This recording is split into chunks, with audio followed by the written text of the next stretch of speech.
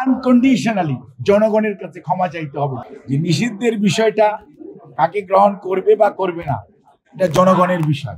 প্রধান উপদেষ্টার যে বক্তব্য, মেহেদী হাসান যেটা সাক্ষাৎকার দিয়েছেন, সেটি আপনাদের মতো আমিও পত্র পত্রিকায় বা মিডিয়ার কল্যাণে কিছুটা পড়া এবং দেখার সুযোগ হয়েছে। উনি বেশ কতগুলো কথা বলেছেন।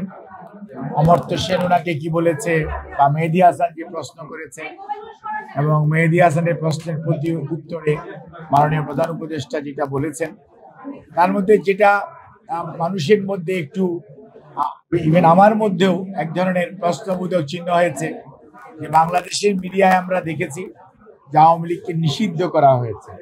যদিও এই ব্যাপারে বাংলাদেশ জাতীয়তাবাদী দল বলেছিল যে নিষিদ্ধের বিষয়টা কাকে গ্রহণ করবে বা করবে না, এটা জনগণের বিষয়। এটা কোনো অবস্থাতেই আইন আদালত অথবা সরকারি সিদ্ধান্তে যে করার যে প্রক্রিয়া, এটার সাথে বিএনপি কিন্তু সবসময় দ্বিমত পোষণ করেছে। বিএনপি বলেছিল জনগণ সিদ্ধান্ত নেবে কারা অন্যায় অত্যাচার করেছে।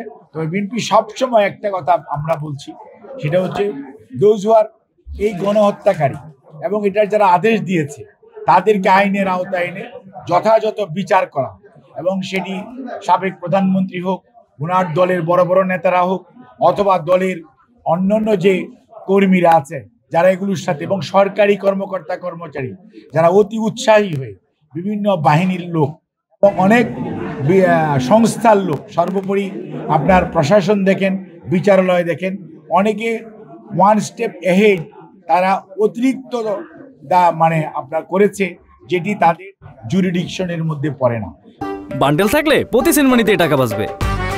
বিকাশ সেনমানি বান্ডেল কিনে জিতুন প্রতি লেনদেনে। কাজে তাদের বিচারের ব্যাপারে বাংলাদেশ জাতীয়তাবাদী দল সবসময়ই সোচ্চার ছিল, এখনো আছে, এবং আমরা বিশ্বাস করি কোনো অবস্থাতে গণহত্যাকারী এবং গণদুশ্মন যারা ছিল, যারা গুম করেছে, যারা মানুষকে নির্বিচারে গুলি করে হত্যা করেছে, যারা মানুষের সম্পদ লুণ্ঠন করে দেশের বাইরে নিয়ে গিয়ে দেশের সম্পদ লুণ্ঠন করে পার করেছে, তাদেরকে বিচার এবং বিচারের আওতায় আনা, এবং বিচারহীনতার যে আপনার যে কালচার, যেটা আয়নাঘর বলেন, গুম বলেন, এনকাউন্টার বলেন, এগুলোর যে কথা, এবং অট্টহাসি অর্থাৎ প্রতিহিংসা পরায়ণতার যে চরম পরাকাষ্ঠা ওনারা দেখিয়েছে, এটার বিরুদ্ধে বাংলাদেশ জাতীয়তাবাদী দল সবসময় সোচ্চার। এবং আমরা মনে করি তারা গণদুশ্মন, এবং তাদের নির্বাচন কেন, তাদের এই দেশের মানুষের এসে তারা নির্বিঘ্নে বিচার ছাড়া বা তাদের অনুসূচনা ছাড়া, আজকে যদি আমরা ৭১ নিয়ে এত কথা বলি,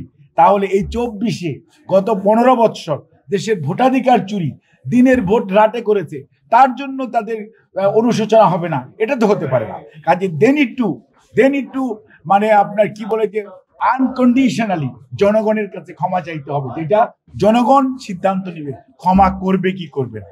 এটি ব্যক্তিগতভাবে কারো করার বিষয় আছে বলে আমি মনে করি না। বাংলাদেশ জাতীয়তাবাদী দল এবং গণতন্ত্রকামী শক্তির যে ঐক্য হয়েছে, এই ঐক্য কোনো অবস্থাতেই ভয়ে ভীত হলে ৫ই আগস্ট উনি পালাতেন না। উনি যদি সত্যিকার অর্থে রাজনীতিবিদ হতেন, তাহলে মাঠে থেকে রাজনীতি মোকাবেলা করতেন। কি হতো? যা হওয়ার সেটা হতো, জেলখানায় যেত।